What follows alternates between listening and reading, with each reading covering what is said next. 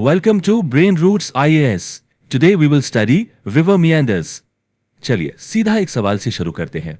क्या आपने कभी किसी घूमती हुई नदी को देखकर सोचा है कि आखिर ये सीधी लाइन में क्यों नहीं बहती? क्योंकि आमतौर पर तो यही लगता है ना कि सबसे आसान, सबसे एफिशिएंट रास्ता तो एकदम स्ट्रेट होना चाहिए, राइट? लेकिन जब रिवर्स की बात आती है तो नेचर का प्लान कुछ और ही है। उनका घुमावदार रास्ता, उनका मियांडरिंग पाथ, असल में उनका नेचर है, कोई एक्सेप्शन नहीं। तो यह समझने के लिए कि ऐसा क्यों होता है, हमें पहले एक रिवर बेंड की एनाटॉमी को डिकोड करना पड़ेगा। जियोमॉर्फोलॉजी में, ये जियोग्राफी की वो ब्रांच है जो लैंड फॉर्म्स और उनके फॉर्मेशन की स्टडी करती है, हम इसे मियांडर कहते हैं। So what exactly is this river meander? बिल्कुल सिंपल शब्दों में, it's any bend in the course of a sinuous river. और एक काफी इंटरेस्टिंग फैक्ट ये है कि ये मियांडर शब्द टर्की की मियांडर रिवर से आया है, जो अपने अनबिलीवेबल ट्विस्ट्स एंड टर्न्स के लिए पूरी दुनिया में मशहूर है। ओके, तो अब यहां से चीजें सच में इंटरेस्टिंग होने वाली हैं। देखिए, हर एक बेंड के ना दो साइड्स होते हैं और ये दोनों एक दूसरे की बिल्कुल ऑपोजिट काम करते हैं। पहले इमेजिन कीजिए आउटर बैंड को। इसको हम टेक्निकल टर्म्स में कॉनकेव स्लोप कहते हैं। ये वो जगह है जहां पानी का करंट पूरी ताकत से सीधा टकराता है। तो यहां क्या होगा? Constant erosion. ठीक है, अब आइए दूसरी तरफ, इनर बैंड पर। इसे कहते हैं कॉन्वेक्स स्लोप। यहां पानी थोड़ा सुस्त हो जाता है, स्लो हो जाता है, और जैसी उसकी एनर्जी कम होती है, वो अपने साथ लाया हुआ सारा लोड यानी सैंड और ग्रेवल वहीं पर ड्रॉप कर देता है, बस डिपॉजिट कर देता है। तो समझ गए, इरोजन और डिपोजिशन की यही दो अपोजिंग फोर्सेस हैं जो मियांडर्स को शेप करने वाला इंजन है। आइए अब देखते हैं कि ये डायनामिक प्रोसेस असल में काम कैसे करता है। इसे आप एक कंटिन्यूअस डांस की तरह सोचिए। आउटर बेंड पर पानी एक रेस कार की तरह है जो एक टर्न ले रही है। It gets pushed outwards bank से मैक्सिमम वेलोसिटी से टकराते हुए। ये फोर्स किनारे को काट कर समय के साथ एक स्टीप क्लिफ बना देती है। इस दौरान बेंड के अंदर पानी स्लो लेन में है।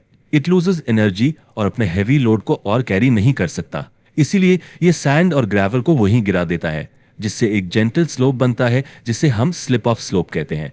सिंपल है, erosion on the outside, deposition on the inside. यही मियांडर का दिल है। लेकिन रुकिए, ये इतना सिंपल भी नहीं है। एक रिवर का घुमावदार रास्ता कोई रैंडम इवेंट नहीं है। ये कई चीजों से प्रभावित होता है, जैसे कि जमीन सॉफ्ट मिट्टी से बनी है या हार्ड रॉक से, जमीन की ढालान यानी स्लोप कितनी स्टीप है, उस एरिया में वेजिटेशन कैसा है, कितनी बारिश होती है। ये सारे फैक्टर्स एक साथ मिलकर एक रिवर की, कह सकते हैं कि, यूनिक पर्सनालिटी को शेप करते हैं। इनफैक्ट साइंटिस्ट्स इन बेंड्स की गहराई को मेजर भी कर सकते हैं। ज्योग्राफर्स के पास एक बहुत ही कूल टूल है ये नापने के लिए कि एक रिवर कितनी सिन्युअस यानी घुमावदार है। इसे कहते हैं द सिन्योसिटी इंडेक्स। इसका कैलकुलेशन बहुत सिंपल है। आप रिवर के एक्चुअल घुमावदार पाथ की लेंथ लेते हैं और उसे सोर्स से माउथ तक के सीधे रास्ते की लेंथ से डिवाइड कर देते हैं। अगर वो नंबर 1.3 से ज्यादा है तो कंग्रेचुलेशंस, आपके पास ऑफिशियल तौर पर एक मियांडरिंग रिवर है। जैसा कि हमने देखा, मियांडर्स स्टैटिक नहीं होते। वक्त के साथ वो इवॉल्व होते हैं और अलग अलग शेप्स ले लेते हैं। चलिए अब इनके कुछ मेन टाइप्स को देखते हैं। सबसे पहले आते हैं वेवी मियांडर्स। ये बहुत ही जेंटल फ्लोइंग कर्व्स हैं, बिना किसी ज्यादा ड्रामा के। इनके बेंड्स के बीच की मियांडर नेक्स काफी चौड़ी और खुली होती हैं। आप अक्सर इन्हें यंग एनर्जेटिक माउंटेन्स जैसे हिमालयस में बहती हुई स्ट्रीम्स में पाएंगे। नेक्स्ट अप है हॉर्स शू मियांडर, और जैसा कि नाम से ही साफ है, ये एक ड्रामेटिक घोड़े की नाल जैसा बेंड है। यहां पर रिवर लगभग अपने ऊपर ही मुड़ जाती है और बेंड के दोनों सिरों को एक दूसरे के बेहद बेहद करीब ले आती है। और आखिर में आता है ग्रैंड फिनाले, द ऑक्सबो या ब्रेसलेट मियांडर। यह तब होता है जब एक मियांडर अपनी पीक पर पहुंच जाता है। बेंड इतना एक्सट्रीम हो जाता है कि ये ऑलमोस्ट एक कंप्लीट सर्कल बना लेता है, एक ब्रेसलेट की तरह जो जमीन को गले लगा रहा हो। यह नेचर के सबसे खूबसूरत लैंडफॉर्म्स में से एक है। चलिए अब इसे इंडिया के कंटेक्स्ट में फिट करके देखते हैं, थोड़ा प्रैक्टिकल हो जाते हैं। इंडिया के जो नॉर्दर्न प्लेन्स हैं वो मियांडर्स की स्टडी के लिए एक परफेक्ट केस स्टडी है। एक नजर डालिए इंडिया के नॉर्दर्न प्लेन्स पर। गंगा रिवर को देखिए, इलाहाबाद और वाराणसी के बीच। पता है चैनल ग्रेडियंट कितना है? यानी नदी की ढलान सिर्फ सिर्फ 6 सेंटीमीटर पर kilometre. Can you believe it? ये अनबिलीवेबली फ्लैट है। और गोमती रिवर तो और भी फ्लैट है। तो सोचिए, जब पानी इतना इतना धीरे धीरे बहेगा तो उसके पास कोई चॉइस ही नहीं है, वो मियंडर करेगा ही करेगा। और ये कहानी सिर्फ गंगा या गोमती की नहीं है। अगर आप कभी नॉर्दर्न प्लेन्स के ऊपर से फ्लाई करें तो आप देखेंगे कि रामगंगा, राप्ती, घाघरा और कोसी जैसी लगभग सभी मेजर रिवर्स जमीन पर इंट्रिकेट हॉर्स शू और ऑक्सबो पैटर्न्स बना रही हैं। ये नेचर की आर्टवर्क का एक विशाल कैनवस है। देखिए, एक रिवर के कर्व बनाने की कहानी उसके मैच्योर स्टेज में शुरू होती है, उसके यूथ में नहीं। जब रिवर यंग होती है तो उसमें एनर्जी बहुत ज्यादा होती है और वो तेजी से नीचे की तरफ काटती है। इस प्रोसेस को हम कहते हैं वर्टिकल इरोजन। लेकिन जैसे जैसे रिवर अपने मैच्योर स्टेज में पहुंचती है, उसकी एनर्जी का फोकस शिफ्ट हो जाता है। तो फिर सवाल यह है कि मियांडर्स बनने के लिए आखिर आइडियल कंडीशंस क्या है, क्या चाहिए होता है? चलिए देखते हैं। सबसे पहली चीज, स्ट्रीम को मैच्योर होना चाहिए। मतलब ना तो उसमें यूथफुल स्टेट जैसी जोरदार एनर्जी हो, ना ही वो इतनी ओवरलोडेड हो कि सेडिमेंट ही सेडिमेंट हो रही हो। दूसरा, जेंटल स्लोप, एक हल्का सा ढलान जरूरी है। तीसरी चीज, अलूवियल प्लेन्स, यानी जमीन लूज मटेरियल जैसे मिट्टी, रेत से बनी होनी चाहिए ताकि रिवर उसे आसानी से काट सके। फिर सफिशिएंट प्रेसिपिटेशन, मतलब पानी का फ्लो अच्छा खासा होना चाहिए। और आखिरी, आमतौर पर वेजिटेशन कम होनी चाहिए ताकि रिवर के बैंक्स को इरोजन के लिए ज्यादा रेजिस्टेंस ना मिले। अभी तक हमने जो बात की वो थी सिंपल मियांडर्स की, जो अलूवियल प्लेन्स यानी लूज जमीन पर बनते हैं। लेकिन अब आने वाला है कहानी में एक जबरदस्त ट्विस्ट। क्या होगा जब पूरा का पूरा लैंडस्केप ही बदल जाए? पहले एक सीन इमेजिन कीजिए। एक मैच्योर रिवर है, आराम से एक प्लेन पर बह रही है, चौड़ी होकर। इसका मेन काम अब वर्टिकल इरोजन यानी नीचे काटना नहीं है। इसका मेन काम है लैटरल इरोजन, यानी अपने किनारों को साइड से चौड़ा करना।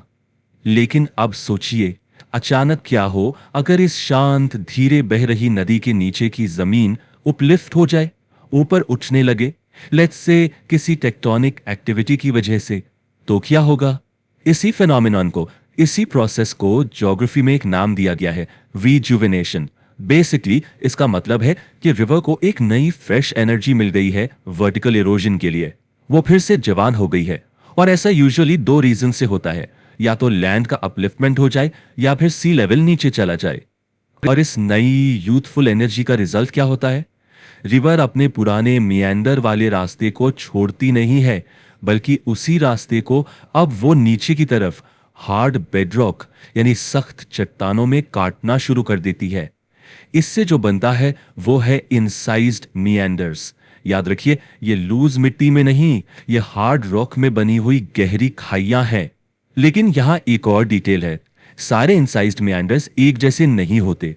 उनकी वैली की दीवारों को देखकर, उसके स्लोप्स को पढ़कर हम ये बता सकते हैं कि अपलिफ्टमेंट तेजी से हुआ या धीरे धीरे।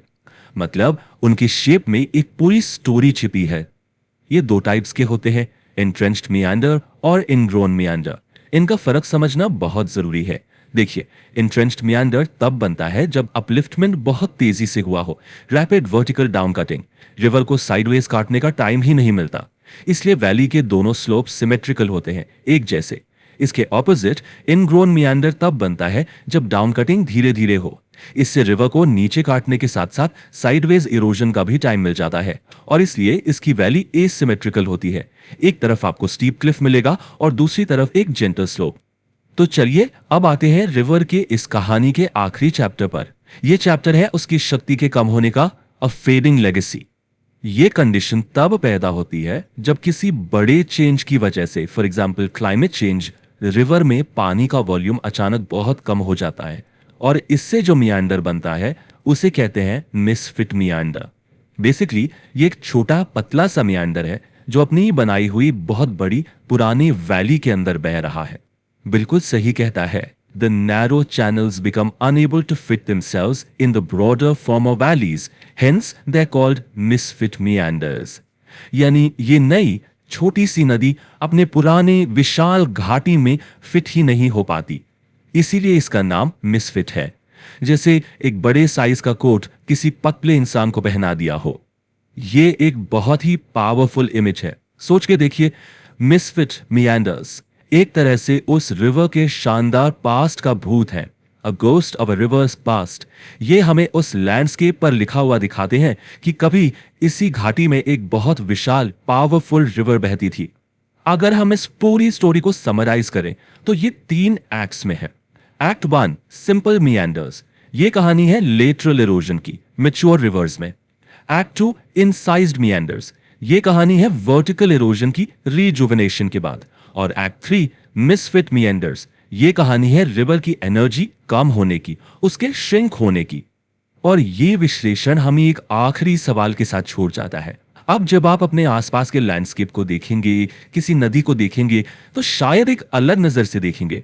सोचिए, what story does the landscape around you tell? If you found this lecture helpful, like, share and subscribe to the channel.